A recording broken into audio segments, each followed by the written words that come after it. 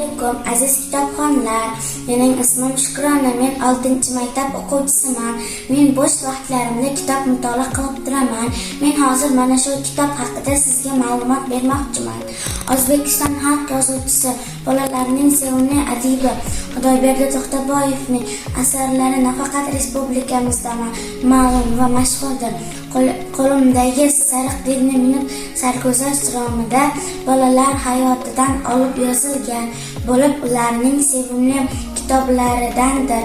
Bu asarda orzu-havasga eltadigan chinakam yo'l halol mehnat, yaxshi xulq-odob va qunt bilan o'qishda ekanligi ta'kidlanadi. Men mana shu kitobni sevib o'qiyman. Men sizlarga ham taklif qilaman.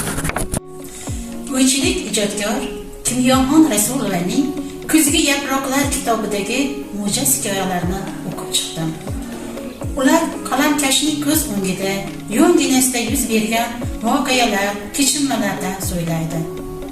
Hamma biladigan narsalarni qalamga oladi-yu, teran nigohli, keng mushohadasi bilan o'sha hammaning muayyan voqealik va hodisalarni prizmasidan qayta o'tkazishga majbur qiladi.